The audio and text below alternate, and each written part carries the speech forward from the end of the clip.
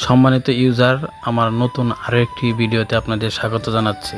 আজকের এই ভিডিওতে জানাবো বুড়ো ধান সম্পর্কে অজানা কিছু তথ্য, যার আগে কখনো শোনেননি। চলেন আর দেরি নয়, এখান থেকেই শুরু করছি আজকের ভিডিওটি।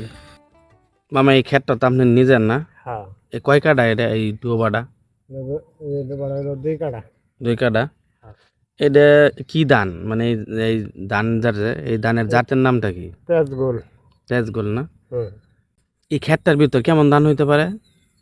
আমি এটা কাটলে শুন বোঝাবো, খেতে যে মিলে হয়েছে মনে হইতে তো যে কাটা তো 4 মণ করে দেবো, এরকম মনে হয়। কাঠাতে 4 মণ না? এরকম বোঝা যায়। আচ্ছা, এই ক্ষেতটাতে হ্যাঁ, মানে 4 মণ করে যদি হয় তাহলে 2 কাঠা 2 কাঠা আমাদের 8 মণ হবো। 8 মণ না? 3 মণ করে হইলে 6 মণ হবো। 6 মণ হবো।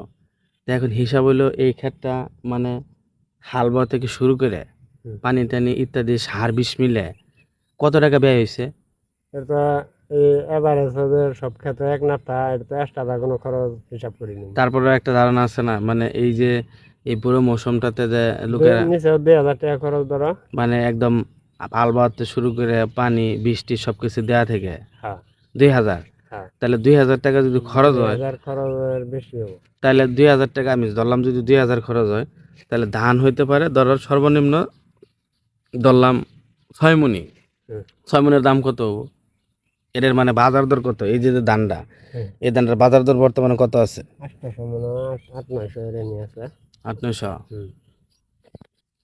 তাহলে জলা মনে হয় 900 করে। 900 যদি হয় 6 মণ ধান, তাহলে কত? 6 নং 54, 5400। তার থেকে খরচ যদি বাদ দিয়ে দেয় হচ্ছে 3000ই বাদ দাও। 3000। হ্যাঁ, 3000ই বাদ দিলাম। এই যে স্ক্রিন ভাড়া আছে সমস্ত কিছু মিলিয়ে 3000। 3000। হ্যাঁ। তাহলে তো আমি মনে করি এই আমনের যে ক্ষেতটা, হুম। তাহলে তো এটা করে লস হয়েছে না? না, আবাদ করলে তো লজ্জা না, আবার লজ্জা, যেমন মরে গেলে লজ্জা যাইতো, হুম হুম কোনো বালা মুসিবত হইলে লজ্জা যাইতো, হুম। এরকম বিভিন্ন ভাবে নাহলে একবারে ইয়া না। বিশেষ করে তো আমি আরো বন্ধু অনেক ক্ষেত্রে দেখছি, হুম। কিন্তু এই যে আমনের যে ক্ষেতগুলা, হুম। মানে এটার ধানগুলা এমন হয়েছে। তে আমি কিন্তু আরেকবার আইছিলাম ভিডিও করতে, যখন ধানগুলার আমি কিন্তু ভিডিও করে নিয়ে গেছি, মানে এত সুন্দর বের হয়েছিল। এই জন্য কিন্তু পরবর্তীতে আবার আসা এটা ভিডিও করার জন্য। হুম। তা আমি তখনকার ধরছিলাম যে এই যে ক্ষেতটা, হ্যাঁ। তা আমার মনে হয় এই পুরা বন্ধটা যা আছে, এই বন্ধটা যদি খেয়াল করি, টোটাল বন্ধের ভিতরে আমি মনে করি যে খুব সেরা একটা ধান হয়েছে। এই জন্যই কিন্তু আবার পুনরায় এসে ভিডিওটা করা। আমরা খেতে তো আলারম বালাই দেয়া যা যাই দেহ ওই কয় জানা দান হয়েছে, তোর ওই খেতে ব্যাপক দান হয়েছে। হ্যাঁ, এটা বলার উদ্দেশ্য। শাইন মামা কইলো তোমার ওই ডুবাটা দান হয়েছে মামা, এটা হুম কি দান দিছে? আমি বললাম তেজগুল। হুম হুম হুম। এই তো না, নাহলে বন্ধ তো আরো অনেক ভিডিও আমি করছি। হ্যাঁ। আমি ভিডিওতে দেখছি যে হয় সুস হয়েছে, নাহলে মরে গেছে গা, নাহলে যে সিজা গলা যে আছে, এই সিজার অর্ধেক মারা গেছে, মানে গতবার এই সুস ধান হয়ে গেছে গা। লাগাইছিলাম, হুম। মরে গেছে গা, কাট পারি ফেনি। আচ্ছা। তো যার ফলে এবার জ্বালা ফেলাইছিলাম 2 কেজি, হুম। এই যে একটু বাড়াই লাগাইছি আর জ্বালাটি দিয়ে চালাইছি। তার মানে এই ডোবা লাগানোর পরে জ্বালা। হ্যাঁ, বাড়ছে। আচ্ছা। প্রায় জমি যাইতো 10-12 কাঠা। হুম। এত লাগাম যদি আবার মরে যায়, আচ্ছা, এক ডুবাই থাক। তার মানে ভয়ে হ্যাঁ, বাকি ডিবার দিয়ে খালি 2 কাটাই লাগানো হয়েছে। লাগাইছি। তবে যাক, অনেক সময় বলা যায় যে ভয়কেও অন্যভাবে জয় করা যায়। এই যে এই হিসাবে লাগাইছি, তো এটি ভালো হয়েছে। আনবে বাড়িতে আর হয়ে যেত, এটা দিলে না ভালো হইতো। তার মানে এটা কি পূর্বে এমন লাগানো হয়েছে বা মারি গেছে, এটা এরকম ঘটনা ঘটছে নাকি? হ্যাঁ, আমার আরেকখানে 4 কাঠা জমি লাগাইছিলাম, হুম ওই তারে হুম হুম তোমার মরে গেছে গা। ওটা না কাটার মতো, এরপরও আমি কাটছি, ওটা কাটতে লাভ হয়েছে না। ওটা আবাদ করে লাভ হয়েছে, লাভ হুম হয়েছে। হুম হুম। তবে মোটামুটি ভাবে আমি যা বুঝলাম, যদি এই হারে এই ধানের যে অবস্থাটা, যদি এইভাবে যদি ধান হয়, হুম। তাহলে অবশ্যই কৃষকের লস কোনোভাবেই হবে না। না, লস যাবো না। ঠিক তো? হুম। কারণ হইলো আমরা টোটাল একটা খরচ দেখাইলাম যে কত টাকা খরচ হয় বা কি পরিমাণ ধান হতে পারে যদি বাজার দর আর একটু ভালো হয়। 40-45 হাজার টাকা খরচ হুম। বর্তমানে। তাহলে মিলে খরচ আছে। তাহলে ওখানে দাম আছে 800, যদি আরো 200 টাকা বাড়ে, যদি 1000 টাকা হয়। 1200-1400 টাকা হইলে হুম ওই সময় আরো ইয়ে হবো, কিন্তু কেউ কেউ রাখ পারবা, আবার কেউ ঋণ করে আবাদ করে, ওগুলা বেচে লগে লগে দেওয়া লাগে, কামলা মানা দেওয়া লাগে। তার মানে তাৎক্ষণিক বেচছে, ওই কামলা যে ধান কাটা ওইগুলো তো। রাহি করে রাখলে ধান, তাহলে যেমন 1000 টাকা দেওয়া যায়, মানে লাভ বুঝা যায়। বুঝুন না। আর যদি কাটা আর বেচা লগে লগে করো তাহলে ওটা লাভ বোঝা যায় না।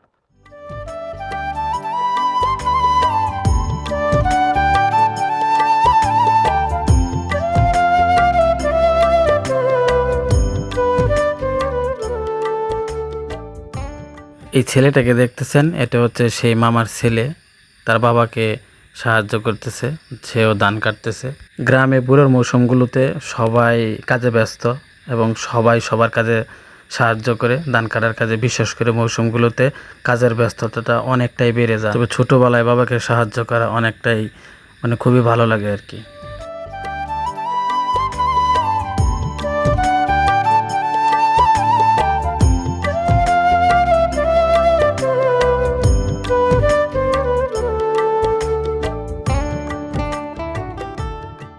এই পরিমাণ দিলে তো মরে গেত গা। ওই ধান যদি মরতে যাবো হয়তো। আর এই ক্ষেতটা না অনেকেই দাবি করে যে এনে নাকি জৈব সার দেওয়া হয়েছে খুব পরিমাণ। না আমরা গোবর দিচ্ছি। কইতাছে যে বাড়ির সাথে যেহেতু ক্ষেত, তে হয়তো প্রচুর পরিমাণ জৈব সার দিছে, হয়তো গোবর সবর মিশাই দিছে, দেখে ধানগুলো খুব ভালো হয়েছে। তখন ওরা কইলো যে বলে আজকাল গোবর টোবর কেউ দেয়ই না, সবাই আছে খালি সার বিষয়ের উপরে।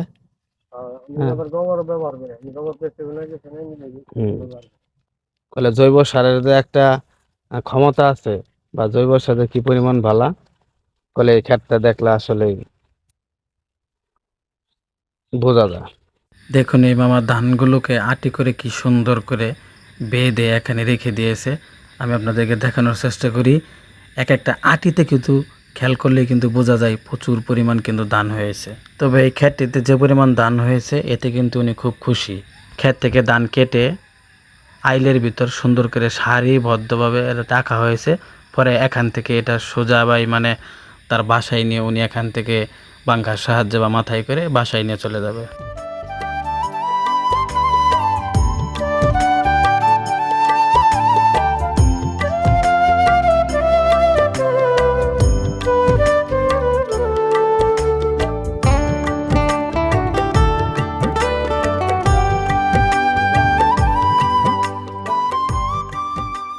এখন মামা আর একটা জানার বিষয়, বাবার সময় যখন যারা বাবার ওই জ্বালা ফলায় না, ম্যাক্সিমাম লোকের দেখা হাতের বিথা হয় বিয়ে শুনতে হয়, ওই হাতের বিছুন থেকে করে কি জ্বালা ফলায় উনতনে ধান লাগায়, উন থেকে দেখি ওরা ই করে। এখন আমার প্রশ্ন হইলো, এই বুড়োর সময় সবাই দিয়ে খালি বিছুন কিনে, হুম। হাতের বিছুন কার থাকে না কে, হাতের বিছুন কি হয় না ওরা ধানের না ওরা কে হবো না কে? হবে না ওরা। আমি রাখছিলাম হাতে আচ্ছা। গুলমোড়া ধান রাখছিলাম, হুম রাইতে হাইরে ওই দক্ষিণে 7-8 কাঠা খাত লাগাইছিলাম। হুম। তাতে ধান হয় নাই, গাছে হয় কিন্তু ই হয় না। ধান হয় না, না তাহলে ভাবাটা হইতেছে বুড়োটা হইতেছে না কে? এনে দিতে বুঝতেছি না কারণটা ওনারা যে অফিসে কি করছে করে। আচ্ছা, ধান তো ধানই নাকি? হুম। ধান তো ধানই, তাহলে ভাবার যে জাতগুলা ওটা কি? ধান হয় ই হয় জ্বালা হয়, খেত লাগালে খেত হয় না ধান। আমি রাখছিলাম ধানটা পছন্দের ধান ওখান থেকে রাখছিলাম। হুম। পরে দেখছি খেত ধানও নেই। পরে আমার বেশি ধান দিতে এই ধান বিছুন রাখতেছি।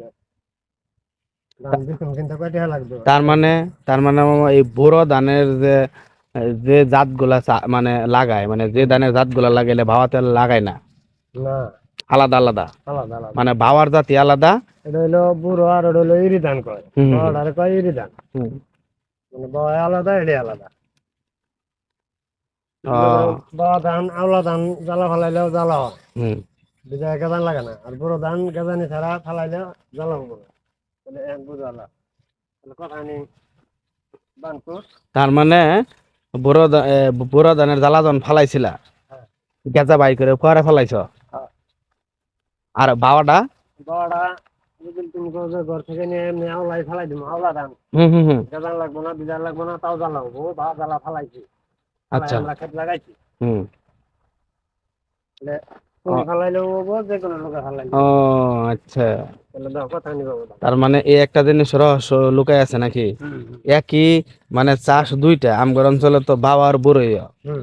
বাবার ধানের নিজস্ব হাতের থেকে বাইস রাখলে অন্তনে জ্বালা ফালায় আবার পুনরায় ধান লাগাইলে হয়, কিন্তু বুড়োর ক্ষেত্রে পুরাটাই উল্টা, কিনে লাগান লাগে তার মানে কিনা ছাড়া হাতের বিচুন দিলে ধান হয় না। না, অফিস ছাড়া হয় না। ও আচ্ছা আচ্ছা। ওরা কি মেডিসিন দেয়, কি করে খাওয়াতে করে, হুম হুম হুম এই জিনিস এগুলো যাবে না।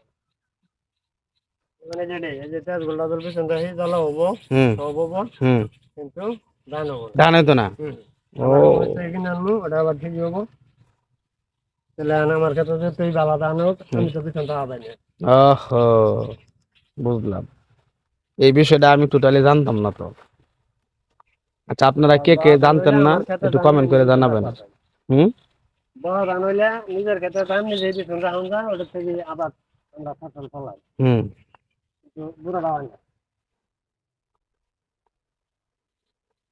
আমিও সেদিন আরেকজনের জিজ্ঞাসা করছিলাম, ওই লোকের মন্তব্য একটাই, উনিও জানে না, তবে আইডিয়া করলো যে তো বাবা হয় বুড়ো হবো নাকি। কিন্তু আমরা করি নাই, আমি কিন্তু কইছে করছি, যে হওয়ার তো কথা। আমি করছি, এই জন্য আমি এটা চলে দিলাম, এটা কেউ পাবো না করবো। হ্যাঁ হ্যাঁ, মানে একজনে না করছে আর তুমি হাতে কলমে কইরে, হ্যাঁ, মানে একদম প্রমাণ। সমান মানে মিটিং করে খেত মেয়েদের একটা আবাদ করছি, ধরা আমার বিশাল ধরা হুম হুম। 8 কাঠা জমি, তাইলে ধানও নাই, তাহলে এটা কি তাহলে মানে? তাহলে মনে হয় এটা আবহাওয়া এবং অনেক কিছুর উপর ডিপেন্ড করি, এটা ওইভাবেই মনে হয় এই বীজগুলা তৈরি হয়। হ্যাঁ, তাহলে 1 কেজি ধানের এত দাম, আর আঙ্গর 1 মণ ধানের যে দাম, হুম হুম হুম আর ওখানে 1 কেজি আঙ্গর 1 মণ বেচে ওখানে 1 কেজি কিনুন জানা, তাহলে হুম। আনবো কোথানি পাবো দাম? আচ্ছা আচ্ছা, বুঝছি। তার মানে বুড়োর সময় যে আবারটা হয়, হ্যাঁ, 1 জ্বালা কেজি। পানি দিতে শুরু করে যত বিছানা হয় সব কিনে নিয়ে আয়, হ্যাঁ, মানে বাইরের থেকে নিয়ে আয়, ইয়ার পরে আবাদ করে লোক, তাই তো। হ্যাঁ। হুম 1 কেজি ধান 1000-1100 টাকা, আর 2 মণ বেতন লাগে 1200 টাকা, 1000 টাকা। হুম হুম। তাহলে কি কত ব্যবধান? অনেক ব্যবধান। তার মানে ধানের এলো 1 মণের দাম সমান আর 1 কেজি। হ্যাঁ, দেখ, খুব ভালো একটা তথ্য পেলাম। তাহলে যে আমার তেজ বললাম, এটা যদি দিয়েছিল, এটা যদি আমার পিছনে লাগাইতাম, তাহলে সে হয়তো কত রে? হুম 1 কেজি করে করে আমি বেচা পাইতাম, অবশ্যই। নিজে লাগাইতাম। তাহলে এখান থেকে টেহা ফলা, টেহা কত রে হইতো? 500 টাকা কেজি হইলে টেহা হইতো কত রে? আরে না, আঙ্গুর বেতন লাগবো 800।